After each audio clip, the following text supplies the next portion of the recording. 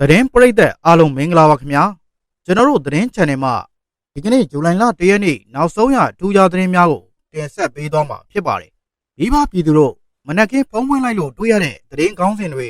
ဒီမှာတိုက်ပွဲဖြစ်ပြန်ပြီပုံမှာချင်းချောက်ပြန်ပြီဆိုတာတွေကိုပဲကြည့်ပြီးမြန်မာနိုင်ငံရေးကိုနားလည်တယ်လို့ထင်နေသလားဒါဆိုရင်တော့ခင်ဗျားတို့အမှားကြီးမှားနေပါပြီကျွန်တော်တို့နေ့စဉ်မြင်နေရတဲ့သတင်းတွေဟာပွဲကြည့်ပရိသတ်တွေအတွက်ကားပြနေတဲ့ပြားဆက်တစ်ခုပဲလက်ကုံရဲ့ကလကာနောက်ွယ်ကအမှောင်တူထဲမှာသတင်းနဲ့လုံးဝမပါတဲ့တကယ်အကွက်ရွှေ့သူတွေရှိတယ်သူတို့ဟာတာမန်မျက်စိနဲ့မမြင်နိုင်တဲ့ဤပညာတွေငွေကြေးတွေနဲ့လှုပ်ဝက်တဏ္ဍမန်ရေးကစားကွက်တွေကိုသုံးပြီးခမည်းတော်ကျွန်တော်တို့မသိအောင်တိုင်းပြည်ရဲ့ကံကြမ္မာကိုချဲလဲနေကြတာအခုကျွန်တော်ခမည်းတော်ကိုပြသမယ့်အချက်လက်တွေကိုကြားပြီး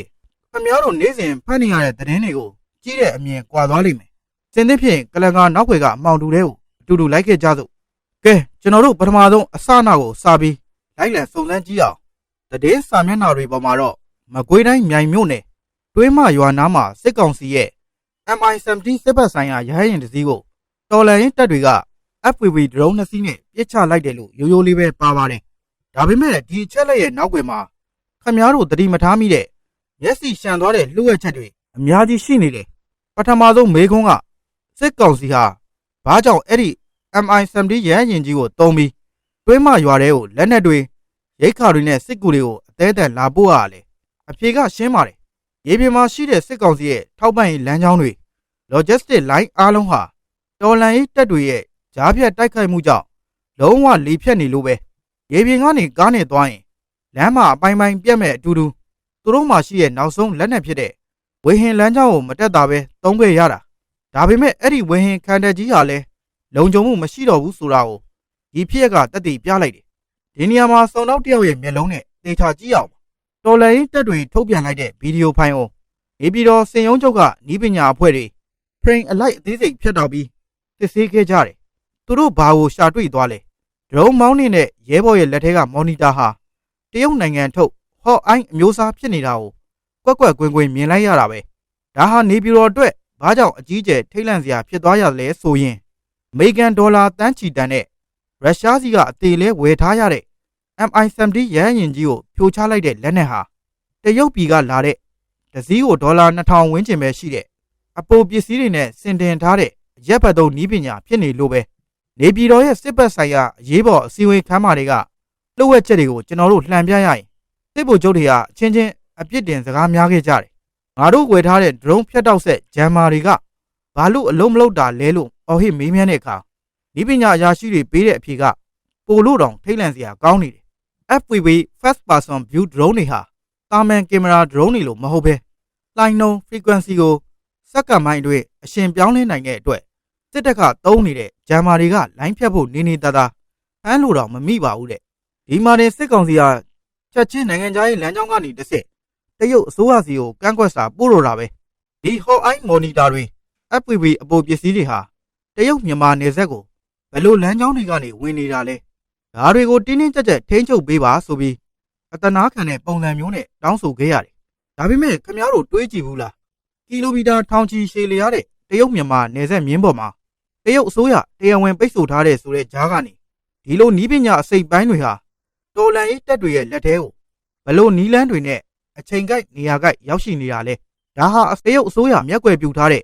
မဟာဗျူဟာမြောက်ကစားကွက်တစ်ခုလားဒါမှမဟုတ်တော်လန်ရေးတပ်တွေရဲ့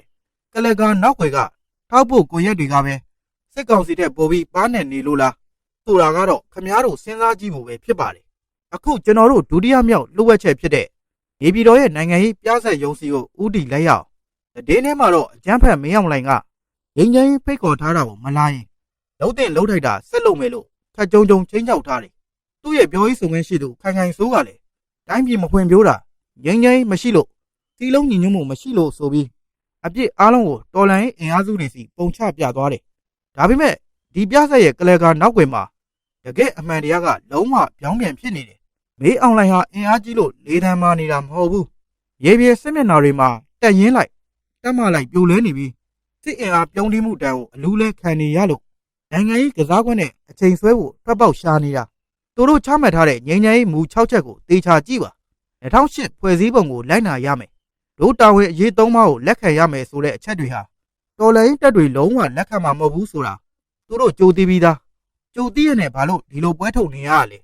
ဒီနေရာမှာကလကာနောက်ွယ်ကလှုပ်ဝက်ညှိနှိုင်းမှုတွေကိုစုံစမ်းကြည့်အောင်စစ်ကောင်စီရဲ့ငြိမ်းချမ်းရေးအဖွဲ့ခေါင်းဆောင်ဒုဗိုလ်ချုပ်ကြီးရာပြည့်ဟာ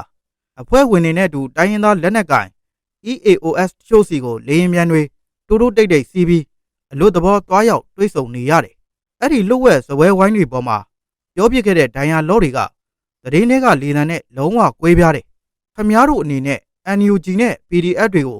တည်ရေးဤပညာနဲ့လက်နက်အကူအညီတွေမပေးဘဲနေပေးပါခမားတို့ဒေတာတွေကိုကျွန်တော်တို့လေချောင်းကနေဘုံမကျဲပါဘူးတောင်းဆိုတဲ့ကိုပိုင်အုပ်ချုပ်ခွင့်တချို့ကိုလည်းစပွဲဝိုင်းပေါ်မှာဆွေးနွေးပေးပါမယ်ဒါဟာစစ်ကောင်စီရဲ့တကယ်လှုပ်ဝက်ရည်ရွယ်ချက်ဟေတန်းအာဂျင်နာပဲ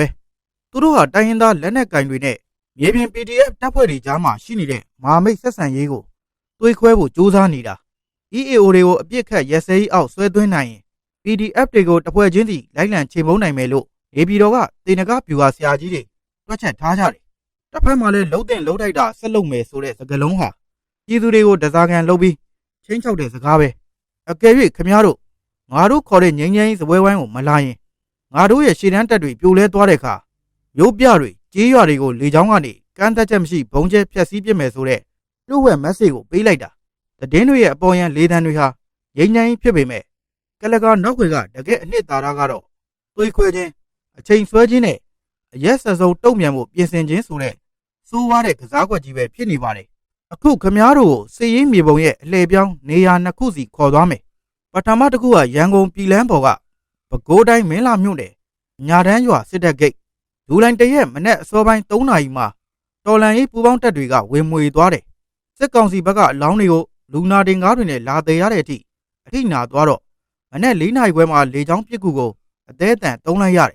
ဒုတိယတစ်ခုကမကွေးတိုင်း6မြို့နယ်ပြည်သူတွေစီကစက်ကြီးကောက်နေတဲ့ရဲနဲ့ယူစောတီတွေကိုတခင်ဖိုးလာကြီးစစ်ကြောင်းကဝင်တိုက်တာစစ်တပ်ဘက်က4ဦးသေပြီး9ဦးဒဏ်ရာရသွားတယ်ဒီသတင်းနှစ်ပုဒ်ကိုပေါင်းဆက်ကြည့်ရင်အချက်ပြနေတာတစ်ခုပဲရှိတယ်တော်လန်ရေးတပ်ဖွဲ့တွေဟာအရင်လိုတော်တဲ့တောင်ထဲမှာပဲစစ်တိုက်နေတာမဟုတ်တော့စစ်ကောင်စီရဲ့အသက်သွေးကြောဖြစ်တဲ့ရန်ကုန်ပြည်လန်းလိုလမ်းမကြီးတွေစီးပွားရေးရေးပါတဲ့မြို့ပြနာကဆက်သွယ်ရေးလမ်းကြောင်းတွေကိုစတင်ဖျက်တောက်ထိန်းချုပ်ဖို့ကြိုးစားလာပြီဒါဟာစစ်ကောင်စီရဲ့ထောက်ပံ့ရေးလမ်းကြောင်း logistic ကိုလေဘင်းညှစ်မဲ့အလှည့်အပြောင်းကစားကွက်ရဲ့အစပဲဒါပေမဲ့ဒီကစားကွက်ရဲ့နောက်ွယ်မှာပြည်သူတွေအတွက်အလွန်အန္တရာယ်ကြီးတဲ့သတိပေးချက်တစ်ခုရှိနေတယ်ရန်ကုန်ခရိုင်တရင်6ကတောမြို့နယ်လောင်းရှိဒေသတွေကလမ်းပိုင်း၄ခုကိုအရေးပေါ်လုံးဝပိတ်ပင်လိုက်ပြီဘာကြောင့်လဲအဲ့ဒီဒေသမှာစီးရေးရအလွန်ပြင်းထန်တဲ့ထိတ်တိုက်တွေးမှုတွေဖြစ်လာတော့မယ်ဆိုတာအတွင်းသိတွေကြုံသိနေလို့ပဲပြီးခဲ့တဲ့ရက်ပိုင်းကလေတောမြို့နယ်နက်ကောင်းကျင်းရွာကိုတိုက်ပွဲမရှိပဲစစ်ကောင်စီကလေကြောင်းကနေဘုံကျဲသွားတာအရက်သား၄ဦးသေဆုံးခဲ့ရတယ်စစ်ကောင်စီကမြေပြင်စစ်ကူမလွတ်နိုင်တော့တဲ့အခါ FPV drone တွေကိုမရှင်နိုင်တဲ့အခါသူတို့မှရှိတဲ့တခုတည်းသောအားသာချက်ဖြစ်တဲ့လေကြောင်းဘုံကျဲမှုကိုအရန်ကာရောသုံးတော့မယ်ဒေသခံပြည်သူတွေအနေနဲ့ဘုံခုတ်ခြင်းတွေကြိုပြင်ထားဖို့တော်လိုင်းတပ်တွေကတတိပေးနေရတဲ့အခြေအနေဟာစိတ်လာမဲ့ရပ်ပိုင်းတွေမှာမြေပြင်တိုက်ပွဲတွေဘယ်လောက်ထိကြမ်းတမ်းလာမလဲဆိုတာပြသနေတဲ့လက္ခဏာပဲဖြစ်တယ်ကဲအဆက်ပြောက်တွေကိုအားလုံးပြန်ဆက်ကြည့်အောင်တစ်ဖက်မှာတရုတ်နည်းပညာ drone တွေကစစ်ကောင်စီရဲ့လေကြောင်းစွမ်းရည်ကိုစိန်ခေါ်နေလို့နေပြည်တော်ဟာတရုတ်ကိုအဖေခေါ်ပြီးတားခိုင်းနေရတယ်နောက်တစ်ဖက်မှာစစ်ကောင်စီကနိုင်ငံရေးအချိန်ဆွဲဖို့ငြိမ်းချမ်းရေးဖိတ်ခေါ်ချက်တွေကိုအသုံးချပြီးတွေးခွဲဖို့ကြိုးစားနေတယ်ဒါပေမဲ့မြေပြင်မှာတော့တော်လှန်ရေးတပ်တွေကလမ်းမကြီးတွေကိုဖျက်တောက်ပြီးစစ်ကောင်စီရဲ့ထောက်ပံ့ရေးကိုပိတ်ဆို့ဖို့အကွက်ရွှေ့နေပြီဒါဟာအပေါ်ယံသတင်းတွေကလို့ရိုးရိုးတိုက်ပွဲတွေမဟုတ်ပါဘူးဒါဟာတစ်ဖက်နဲ့တစ်ဖက်အသက်ရှင်သန်ရေးအတွက်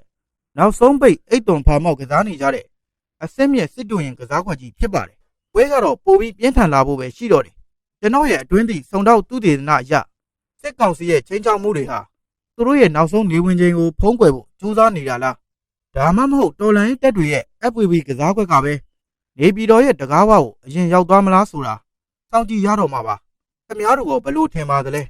တရုတ်ကိုအာကိုပြီးငိမ့်ငိမ့်ရေးကစားကွက်ဆင်နေတဲ့မင်းအောင်လှိုင်ရဲ့အကွက်ကပိုအလုပ်ဖြစ်မလားဒါမှမဟုတ်နီးပညာနဲ့လမ်းကြောင်းဖြတ်တောက်မှုကိုတုံးနေတဲ့တော်လန်ရေးတပ်တွေရဲ့ကစားကွက်ကပဲအဆုံးဖြတ်ပေးသွားမလာ